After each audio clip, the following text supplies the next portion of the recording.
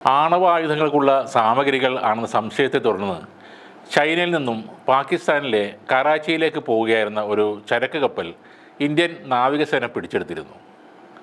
മാൾട്ടയുടെ പതാക വഹിക്കുന്ന CAA-CGM Attila എന്ന കപ്പലാണ് മുംബൈ നവശേവ തുറമുഖത്ത് കോസ്റ്റ് ഗാർഡും മറ്റും ചേർന്ന് പിടിച്ചെടുത്തത്. തുറമുഖത്തെത്തിച്ച കപ്പലിൽ defence research and development organisation ഉദ്യോഗസ്ഥർ പരിശോധന നടത്തിയിരുന്നു. പാകിസ്ഥാൻ്റെ മിസൈൽ വികസന പദ്ധതിയിൽ ഉപയോഗിക്കാൻ സാധ്യതയുള്ള സുപ്രധാന ഘടകമാണ് കപ്പലിലുള്ള CNC മെഷീനെന്ന് DRDO സംഘം റിപ്പോർട്ട് നൽകിയതായും പറയുന്നുണ്ട്. ഷാങ്ഹായ് JXC ഗ്ലോബൽ ലോജിസ്റ്റിക്സിൽ നിന്ന് സിയാൽകോട്ടിലുള്ള പാകിസ്ഥാൻ വിങ്സ് ലിമിറ്റഡിലേക്ക് അയച്ച ചരക്കുകളാണ് പരിശോധിച്ചത്. ഇതിൽ 22,180 കിലോഗ്രാം ഭാരമുള്ള ചരക്ക് Taiwan mining import and export company ലിമിറ്റഡാണ് അയച്ചതെന്നും അത് പാകിസ്ഥാനിലെ കോസ്മോസ് എഞ്ചിനീയറിങ്ങിന് വേണ്ടിയുള്ളതാണെന്നും കണ്ടെത്തിയതായി ഉദ്യോഗസ്ഥർ പറഞ്ഞു. കോസ്മോസ് എഞ്ചിനീയറിംഗ് എന്ന സ്ഥാപനം ഇന്ത്യയുടെ നിരീക്ഷണ പട്ടികയിലുള്ളതാണ്.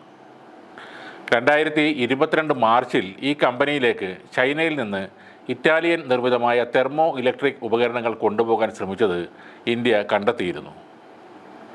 പാകിസ്ഥാന് പ്രതിരോധ ഉൽപ്പന്നങ്ങൾ വിതരണം ചെയ്യുന്ന കമ്പനികളിൽ ഒന്നാണ് ഈ കോസ്മോസ്.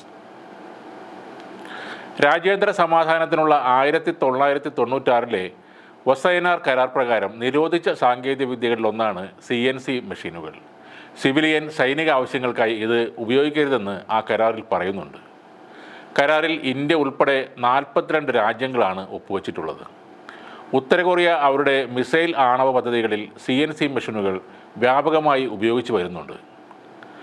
കമ്പ്യൂട്ടർ ഉപയോഗിച്ച് നിയന്ത്രിക്കാവുന്ന CNC മെഷീനുകൾ കൂടുതൽ സൂക്ഷ്മതയും കാര്യക്ഷമതയും കൃത്യതയും വേണ്ട യന്ത്രങ്ങളുടെ നിയന്ത്രണത്തിനായാണ് ഉപയോഗിക്കുന്നത്. ചൈനയിൽ നിന്ന് പാകിസ്ഥാനിലേക്ക് കയറ്റി അയക്കുന്ന സൈനിക ഗ്രേഡിലുള്ള ചരക്കുകൾ ഇന്ത്യൻ തുറമുഖ ഉദ്യോഗസ്ഥർ പിടിച്ചെടുക്കുന്നത് ഇതാദ്യമല്ല. 2020 ഫെബ്രുവരിയിൽ വ്യാവസായിക ഡ്രയർ എന്ന പേരിൽ ചൈനയിൽ നിന്ന് പാകിസ്ഥാനിലേക്ക് കൊണ്ടുപോയ ഉപകരണങ്ങൾ ഇന്ത്യ പിടിച്ചെടുത്തിരുന്നു. പാകിസ്ഥാൻ മിസൈൽ സംബന്ധമായ വസ്തുക്കൾ വിതരണം ചെയ്യുന്ന ചൈനീസ് കമ്പനികൾക്ക് US bureau of industry and security അടുത്തിടെ ഉപരോധം ഏർപ്പെടുത്തുകയും ചെയ്തിട്ടുണ്ട്.